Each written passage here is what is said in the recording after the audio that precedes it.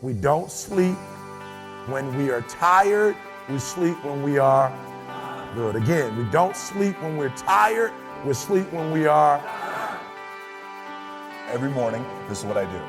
4 o'clock in the morning, I wake up, and then by 4:30, 4:45, I'm doing some sort of cardio. So in this case, I come out here, open these garage doors.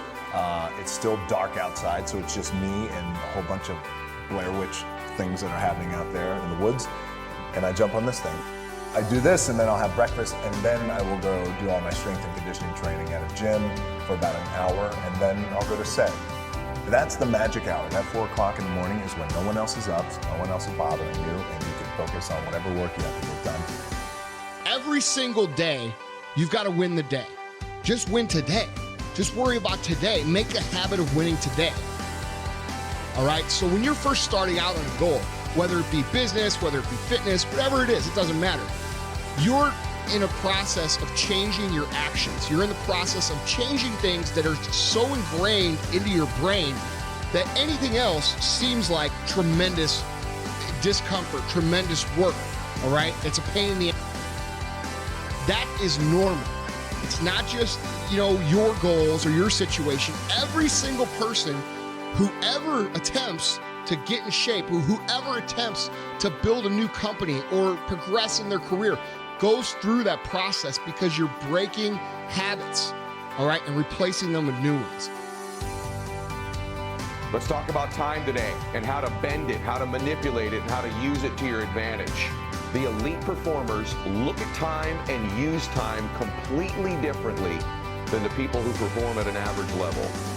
People who win, who max out, they are in a much bigger hurry than the people who are average. And I'm not kidding you when I say this. They're in a bigger hurry to get to their destination, to get to their outcome. Their pace is faster. They walk faster. They talk faster. And their expectation when they're going to arrive at their destination is sooner. This may seem like a very small, subtle thing, but I want you to evaluate how big of a hurry are you in? Because there's something to be said about how close you think you are to a goal and how fast you will run to get to the finish line. If you and I started out right now and we had a 26-mile marathon to run, right? In our minds, it was 26 miles. We were going to race each other. We would pace ourselves at a certain speed in order to maintain that speed because of the duration of the run. So if it was a marathon, we'd jog, wouldn't we, pretty slowly. You certainly wouldn't sprint 26 miles.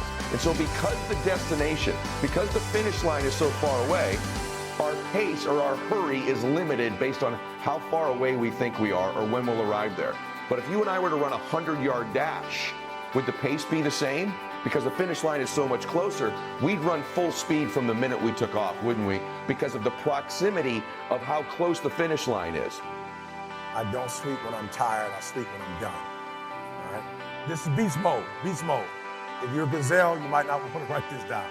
This could be detrimental to gazelles. This is not a gazelle language. There are a group of here, you're not getting anything done that you say you're going to get done. And there's another group, you're barely getting it done. And so you fall in that 90 percentile with everybody else who's getting it done last minute. And then that 10% group, they're getting it done way faster than you're getting it done. And they're getting it too. I told you before, I'm not the best in the world. I just get there before the other guys get there. I don't go to sleep when I'm tired. I go to sleep when I'm done. Every day of our lives, we live in a world that is incredibly complex. And you have to remember, we all have a 2-million-year-old brain. And it's not designed to make you happy, it's designed to make you survive. So it's always looking for what's wrong. Why would we allow this to be? Because it's just a bad habit. Now I want you to create your own system based on it. This mind serves me. I don't negotiate with it. Remember I told you? I don't say, well, I'll do this, well, maybe we can do it, maybe we'll jump in the water now.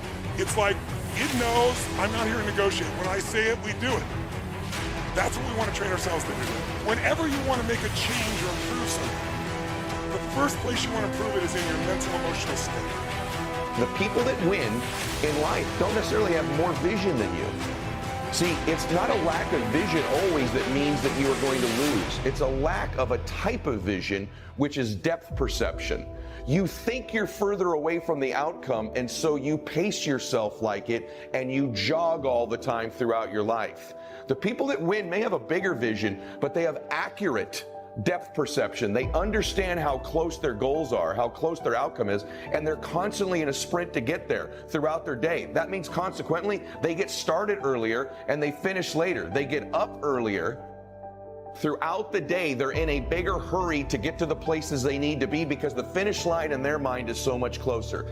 I cannot emphasize this enough to you, is just the pace and the way time shrinks for elite performers compared to the average. I'm telling you, the average performer can say the same things, read the same books, have the same schedule, yet the person who is in a bigger hurry throughout the day ends up winning the day, winning the week, winning the month, winning the year, and winning the life.